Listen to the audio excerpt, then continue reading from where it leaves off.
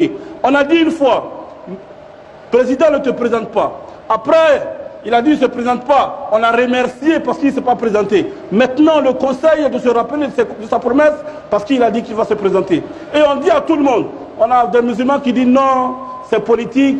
Vous voyez en réalité l'ignorance de la communauté musulmane. C'est-à-dire on est des spectateurs de la vie. J'ai dit une fois à un imam, mais attends, je te pose la question. Est-ce que les musulmans ne font pas droit à ce que le président vienne au pouvoir? Oui. Est-ce qu'on ne prend pas les sacrifices pour qu'ils n'aient pas venir au pouvoir? Oui. Est-ce que quand ils sont au pouvoir là, et puis ils nous donnent à manger là, on n'est pas content? Il dit oui. Il dit mais pourquoi quand il fait erreur, quand on parle, ça devient politique? Ça veut dire quand il donne bien pour aller au président, c'est pas politique. Ça veut dire quand tu veux qu'il vienne au pouvoir, puis tu donnes quand fait douaou là, c'est pas politique. Quand ils font des mauvaises choses, et puis on sème les conséquences, c'est pas politique. Quand ils font conneries, et puis c'est les musulmans on tue là, c'est pas politique. Quand on le fait conneries, et que les musulmans vont le défendre là, c'est pas politique. Mais quand lui il est en train de dérailler, et puis on veut parler, on dit ça c'est l'hypocrisie pure. Ça on appelle ça hypocrisie pure dans la communauté musulmane. Mes frères et mes soeurs, on a intérêt de quelque chose de très clair. Soutenons notre frère quand il est dans la vérité et même soutenons-le même encore quand il est dans l'erreur. Les savants ont posé la question à Rasoul. Ah, s'il fait, il est dans la bonne chose, on doit le soutenir. Ça, on a compris ça. Mais quand il fait ce qui n'est pas bon, comment est-ce qu'on doit le soutenir? Il dit conseillez-le. Aujourd'hui, nous allons faire une déclaration. Certainement, beaucoup de musulmans ne le savent pas, même le président de la République ne le sait pas. Agib Touré que je suis, j'ai fait la prison pour le président de la République en 2001, en 2002. Lorsque j'ai dit haut et fort que, attendons l'un des deux, que ce qu'ils font, c'est pas bien, j'ai été à l'école de police une semaine pour lui. Pas pour sa personne, mais pour la vérité que je pense que, et son droit que je voyais qu'on le tire, on l'arrachait. Et aujourd'hui aussi, je le dis la même chose. De ne pas manquer à sa parole. Parce que les conséquences risquent d'être générales. Au moment où lui serait protégé, la communauté musulmane pourrait être dans des problèmes. Les musulmans pourront être dans des problèmes. Maintenant, ceux qui le soutiennent, c'est leur problème. Ceux qui soutiennent n'importe quoi, n'importe qui, n'importe quand, ça c'est leur problème. La vérité, c'est la parole d'Allah. Allah subhanahu wa ta'ala nous demande de respecter notre parole et c'est le devoir, peu importe celui qu'il est, qu'il soit non musulman. Nous avons dit cette même vérité au président précédent, nous le disons aussi au président actuel et nous le disons à la communauté musulmane. Nous disons à tous les musulmans de prier pour la paix en Côte d'Ivoire, de prier pour la sérénité en Côte d'Ivoire et de ne pas soutenir les individus. Un individu,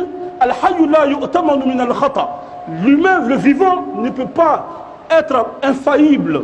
À chaque musulman d'éveiller la conscience et de prier surtout pour le pays. Allah subhanahu wa ta'ala nous enseigne quelque chose de très important. Allah subhanahu wa ta'ala nous invite à quelque chose de très important. وَاعْتَصِمُوا بِحَبْلِ اللَّهِ جَمِيعًا وَلَا تَفَرَّقُوا وَاذْكُرُوا نِعْمَةَ اللَّهِ عَلَيْكُمْ إِذْ كُنتُمْ أَعْدَاءً فَأَلَّفَ بَيْنَ قُلُوبِكُمْ فَأَصْبَحْتُمْ بِنِعْمَتِهِ إِخْوَانًا وَكُنتُمْ عَلَى شَفَا حُفْرَةٍ مِّنَ النَّارِ فَأَنقَذَكُم مِّنْهَا. Allah nous enseigne chacun d'entre nous d'être liés, de nous attraper avec le corps d'Allah. Conseiller quelqu'un n'est pas synonyme d'être contre lui. Lui dire la vérité n'est pas synonyme d'être contre lui.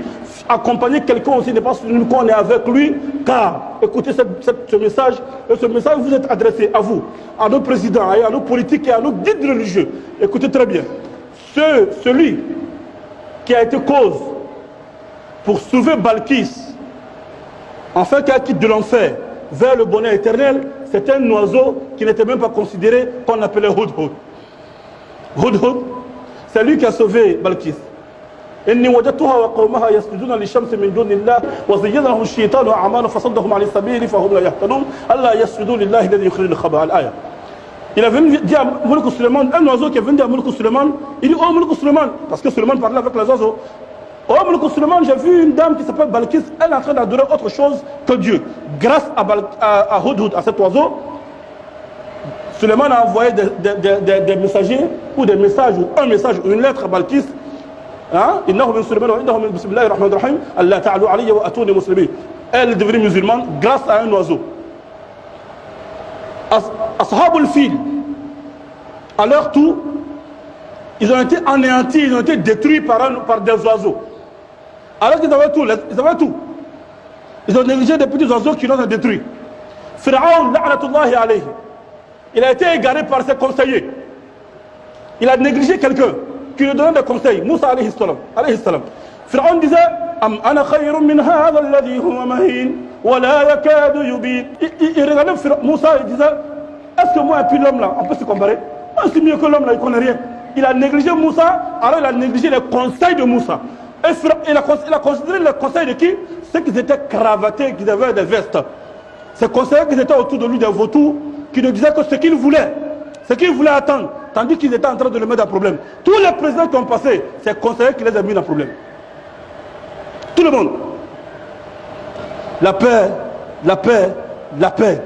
Sur ce, nous disons à la communauté musulmane, il se peut qu'il y ait, vraiment on demande à Allah qu'Allah nous protège, qu'il protège la Côte d'Ivoire, on est fatigué, tout le monde est fatigué. Mais il se peut qu'il y ait des petits bobos. Qu'Allah nous en garde et qu'il nous en garde, je le répète encore, qu'Allah protège le pays. Toute personne qui va sortir pour aller verser le sang, pour aller blesser quelqu'un, à cause des politiques, il ne faut pas mourir. Peu importe les partis politiques, s'ils sont entendus, alhamdulillah, c'est notre conseil, on leur donne des conseils. Mais sortez, allez faire des émeutes, on n'est pas d'accord, on est d'accord. Des pauvres gens qui sont dans les quartiers, peu importe les problèmes, chacun n'a qu'à rester chez lui à la maison. Et prions pour le pays, c'est tout. Et la vérité quand même, on va le dire, mais on ne va pas le tomber sur les innocents. De deux, on ne va pas le faire tuer pour quelqu'un. Ce qu'on donne comme conseil à chacun d'entre nous, mes frères et mes soeurs, c'est de rester. Rasul sallallahu alayhi wa sallam, il a dit un jour à un compagnon, il dit si tu as vu les musulmans sont en train de se combattre, et que si tu as vu les gens sont en train de le conflit, il dit casse ton sabre et laisse chez toi à la maison. ومن تفريج نائبة تنوب